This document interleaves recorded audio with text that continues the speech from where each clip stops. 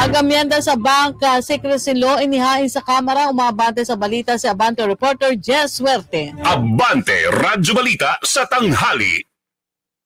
Inihain sa Kamara ang pagpaparitaso sa bank secrecy law upang mabawasan ang tinatawag na financial crimes at masugpo ang korupsyon. Ayon sa pangunahing may akda nito na si late Congressman Martin Romualdez, panahon na para palakasin ang kapangyarihan ng Bangko Sentral ng Pilipinas. Sa ilalim ng House Bill No. 7, binibigyan nito ng kapangyarihan ng Bangko Sentral na tignan ng bank deposits kasama ang foreign account ng kainainan ng individual, korporasyon o samahan. Kasalukuyan, ang pinagbabawal ng Republic Act No. 1405 ang pagsilip sa mga bank deposits o account ng sinuman.